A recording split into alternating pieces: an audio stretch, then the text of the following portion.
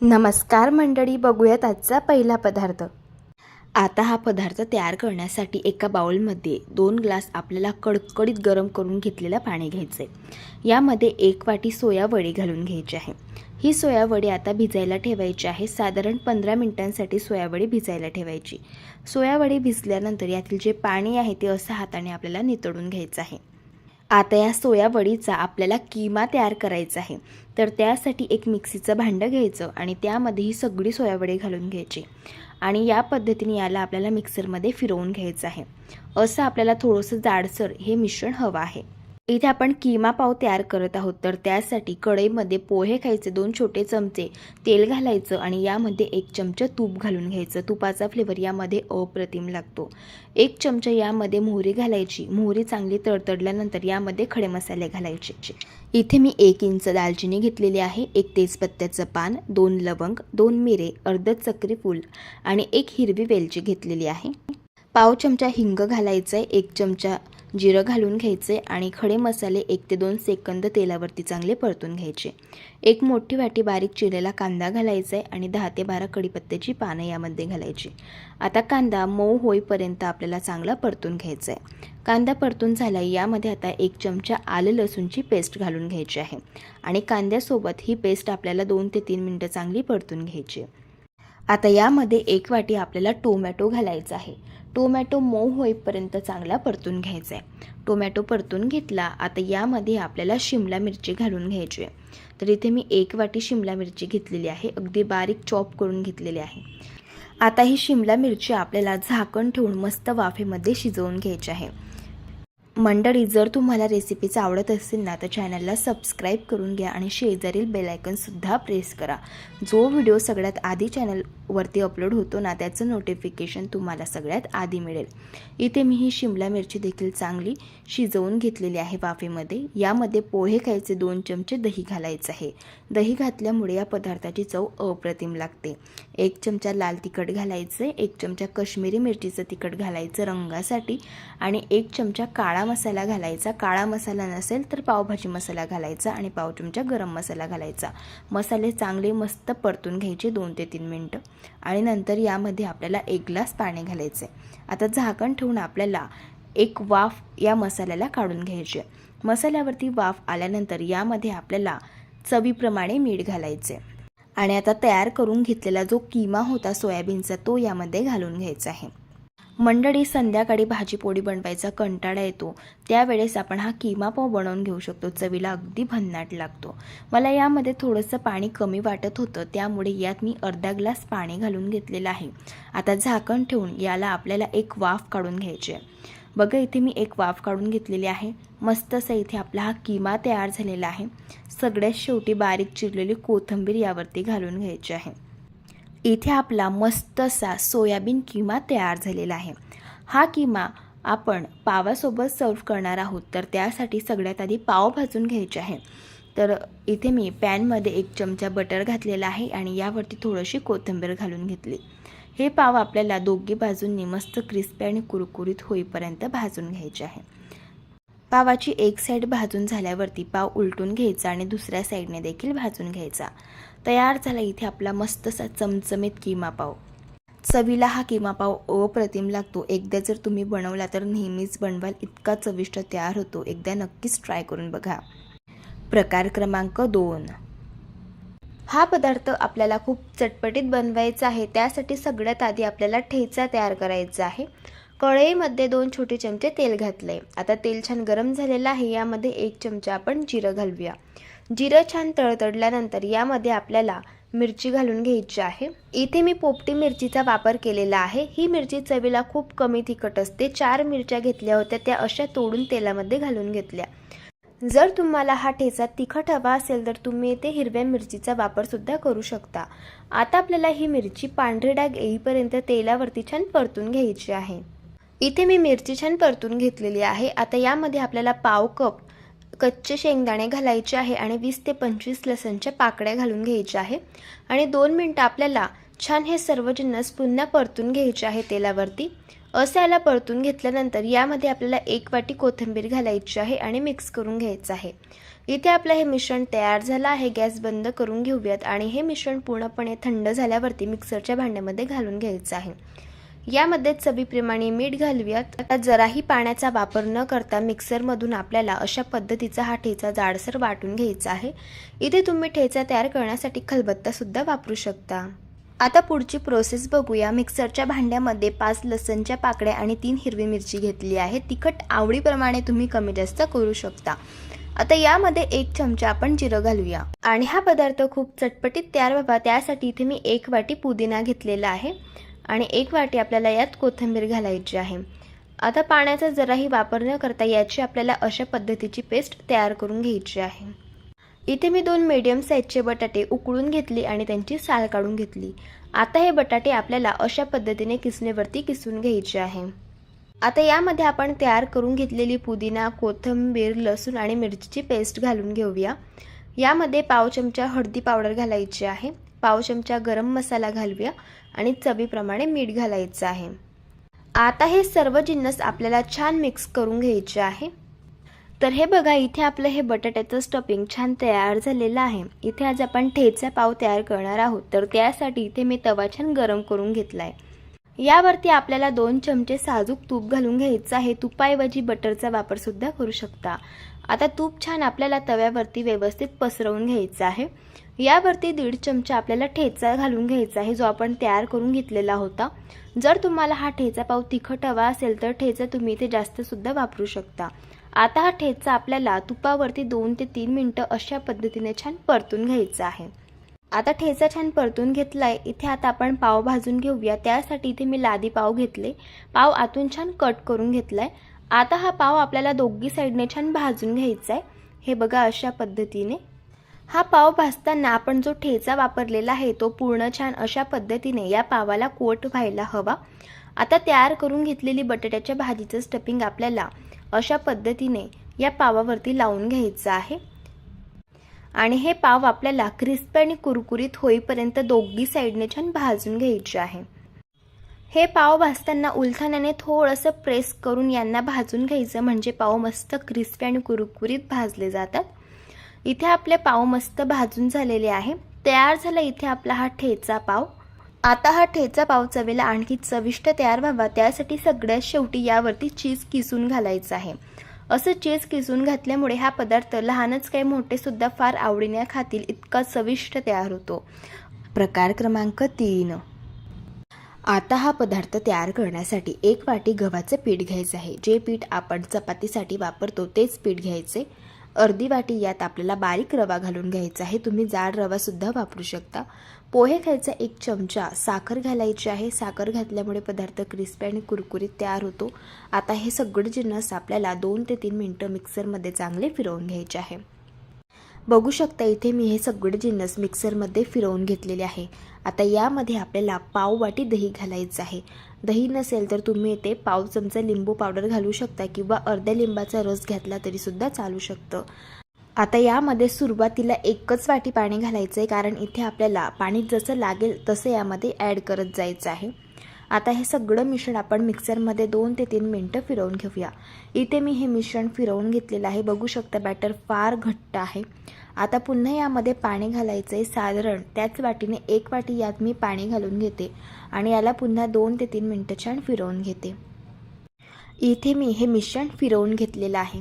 मिश्रणाची थिकनेस पाहून घ्या, या पद्धतीची ठेवायची आहे आणि हे मिश्रण तयार करण्यासाठी 2 वाटी पाणी इथे आपण वापरलेलं आहे. आता आपण याला एका बाउलमध्ये काढून घेऊया. चवीप्रमाणे यात मीठ घालायचं आहे आणि याला छान मिक्स करून घ्यायचं आहे. मिश्रणाची थिकनेस जसं आपलं डोस्यांचं बॅटर असतं ना तशीच ठेवायची आहे. आता यावरती झाकण ठेवायचे आणि 5 मिनिटांसाठी बॅटर आपल्याला मुरण्यासाठी ठेवायचं आहे, कारण आपण यामध्ये रवा वापरलेला आहे. रवा थोडासा फुलला जातो, त्यामुळे 5 मिनिटं बॅटर मुरण्यासाठी ठेवायचं. 5 मिनिटं बॅटर चांगलं मुरल्यानंतर याला मिक्स करून घ्यायचं आहे. इथे आपण गव्हाच्या पिठाचे क्रिस्पी आणि कुरकुरीत डोसे तयार करत आहोत. तर डोसे कुरकुरीत तयार होण्यासाठी पाव चमचा इनो घालून घ्यायचा आहे आणि बॅटर चांगलं मिक्स करून घ्यायचं आहे. तुम्ही ते बेकिंग सोडासुद्धा वापरू शकता. आता डोसे तयार करण्यासाठी तवा गरम करून घेतला आणि याला तेल लावून ग्रीस करून घेतलं. तव्यावरती थोडासा पाण्याचा शिंतोडा मारायचा आहे आणि तवा हा टिश्यू पेपरने पुसून घ्यायचा आहे. ही स्टेप केल्यामुळे तव्याचं टेम्परेचर हे कमी होतं आणि त्यामुळेच डोसे अजिबात तव्याला चिटकत नाहीत. अगदी परफेक्ट असे हे डोसे तयार होतात. आता डोसे तयार करण्यासाठी तव्यावरती आपल्याला 1.5 पळी डोस्यांचं बॅटर घालायचं आहे आणि अगदी हलक्या हाताने हे बॅटर असं पसरवून घ्यायचं आहे. आता हा डोसा आपल्याला एकाच साईडने भाजून घ्यायचा आहे. डोस्याची एक साईड भाजत आली की वरची बाजू अशी कोरडी होते. याला तेल लावून घ्यायचे. तेलाऐवजी तूप किंवा बटरसुद्धा तुम्ही वापरू शकता. आता हा डोसा एकाच साईडने क्रिस्पी आणि कुरकुरीत होईपर्यंत भाजून घेऊया. इथे मी हा डोसा एकाच साईडने क्रिस्पी आणि कुरकुरीत होईपर्यंत भाजून घेतला आहे. आता आपण याला फोल्ड करून घेऊया. तुम्ही बघू शकता डोस्याला रंग खूप छान आलेला आहे आणि मस्त असा कुरकुरीत डोसा हा तयार झालेला आहे. दिसायला एवढा सुंदर दिसतो हा डोसा, त्यापेक्षा चवीला अप्रतिम लागतो. लहान काही मोठे सुद्धा फार आवडीने खातील इतका चविष्ट बनतो. हा डोसा खोबऱ्याच्या चटणीसोबत, टोमॅटोच्या चटणीसोबत किंवा शेंगदाण्याच्या चटणीसोबत खाऊ शकतात. या पद्धतीने एकदा नक्कीच ट्राय करून बघा. प्रकार क्रमांक 4. आता ही खिचडी तयार करण्यासाठी 1 कप इथे मी तांदूळ घेतलेला आहे. इथे मी वाडा कोलम तांदूळ वापरत आहे. तुमच्या घरात जो तांदूळ असेल तो तुम्ही वापरू शकता. पाव कप यामध्ये आपल्याला तुरीची डाळ घालायची आहे, पाव कप मुगाची डाळ घालायची आहे आणि पाव कप इथे आपण आता मसूरची डाळ घालत आहोत. यामध्ये पाणी घालायचं आणि 2-3 वेळेस आपल्याला हे डाळ आणि तांदूळ चांगले वॉश करून घ्यायचे आहे. डाळ तांदूळ वॉश करून घेतले. आता पुढची प्रोसेस बघूया. कुकरमध्ये 2 छोटे चमचे तेल घालून घेतलं. यामध्ये 2 चमचे साजूक तूप घालायचं म्हणजे खिचडीची चव जास्त छान लागते. आता तेल आणि तूप चांगलं गरम झालेलं आहे. यामध्ये 1 चमचा मोहरी घालून घ्यायची आहे. मोहरी तडतडलेली आहे. आता यामध्ये आपण काही खडे मसाले घालून घेऊयात. आता मसाल्यांमध्ये 1 तेजपत्त्याचं पान घेतलेलं आहे, 2 मिरी आहे, 2 लवंग आहेत आणि 1 वेलची घेतलेली आहे आणि 1 इंच इथे मी दालचिनी घेतलेली आहे. आता हे मसाले आपल्याला यामध्ये घालून घ्यायचे आहे. पाव चमचा हिंग घालायचा आहे, 1 चमचा जिरं घालायचं आहे आणि 1 मोठ्या आकाराचा बारीक कापून घेतलेला कांदा यामध्ये घालून घ्यायचा आहे. 10 ते 12 कढीपत्त्याची पानं घालून घेतली. 3 चमचे यामध्ये आता शेंगदाणे घालायचे आहे आणि कांदा मऊ होईपर्यंत 3 ते 4 मिनिटं आपल्याला गॅसच्या मंद आचेवरती परतून घ्यायचा आहे. कांदा परतून घेतलेला आहे. आता यामध्ये 1 चमचा आलं लसूणची पेस्ट घालून घ्यायची आणि हिला देखील आपल्याला कांद्यासोबत परतून घ्यायचं आहे. आता यामध्ये आपण 1 मोठ्या आकाराचं बारीक कापून घेतलेला टोमॅटो घालून घेऊयात. टोमॅटो मऊ होईपर्यंत आपल्याला परतून घ्यायचं आहे. बघा टोमॅटो देखील परतून झालेला आहे. आता यामध्ये आपल्याला पाववाटी वाटाणे घालायचे आहे, पाववाटी फरसबी घालायचं आहे, पाववाटी कच्चा बटाटा यामध्ये घालायचा आहे आणि पाववाटी गाजर घालायचं आहे. भाज्या तुम्ही आवडीप्रमाणे कमी जास्त करू शकता. आता या भाज्या गॅसच्या हाय फ्लेमवरती 1 ते 2 मिनिटं परतून घ्यायच्या आहे. भाज्या परतून घेतल्या. आता यामध्ये मसाले घालूया.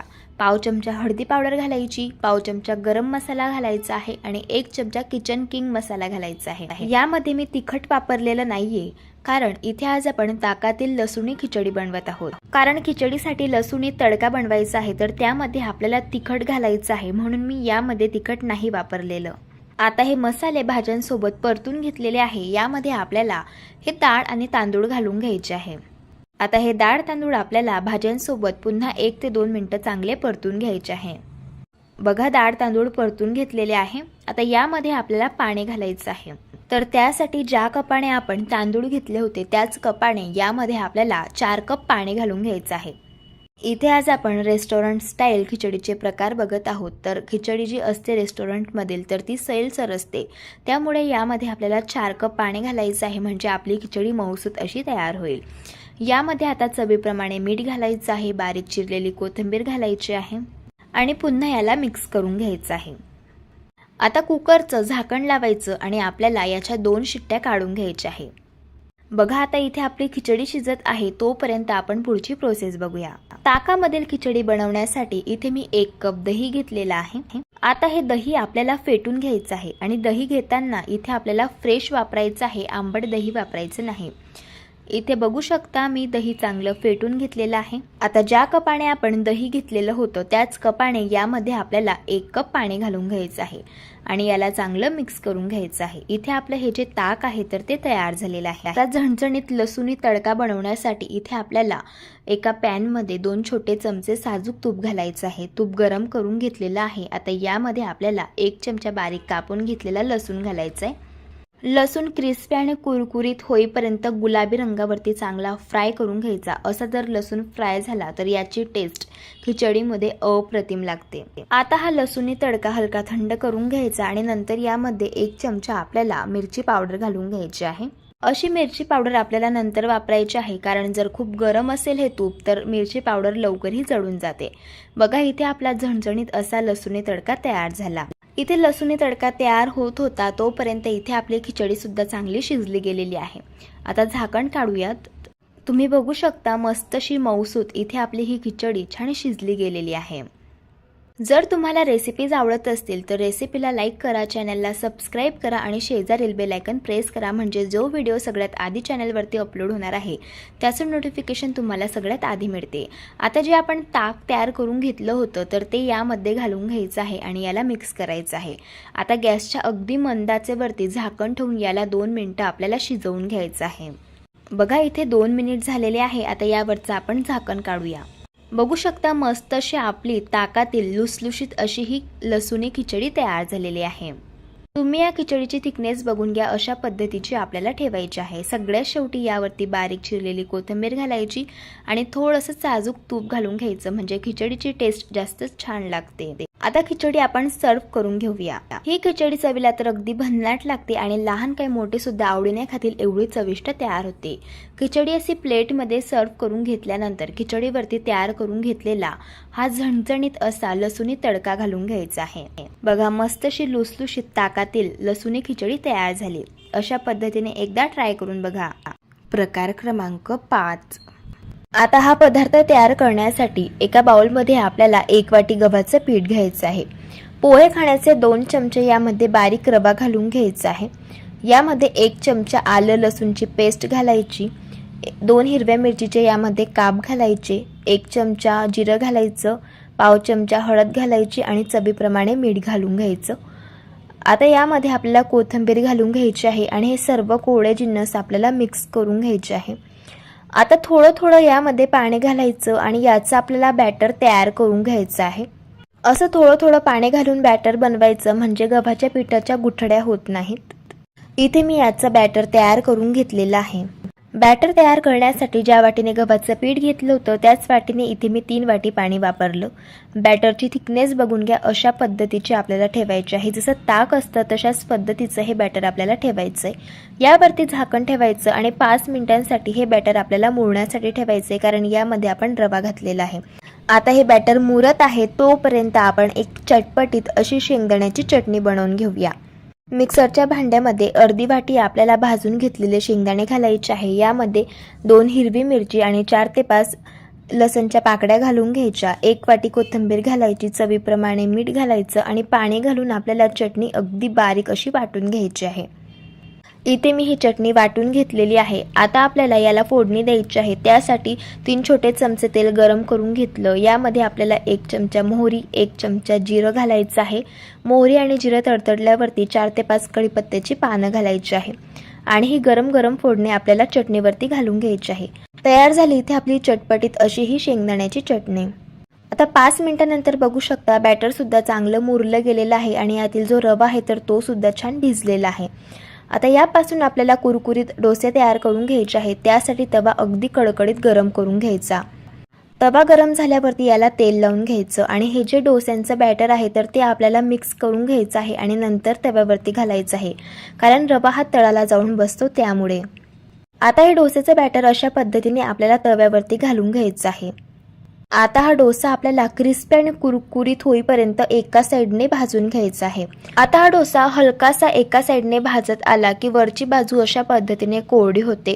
थोडंसं यावरती आपल्याला कडेने तेल घालून घ्यायचं आहे। आता हा डोसा आपण छान क्रिस्पी आणि कुरकुरीत होईपर्यंत भाजून घेऊया।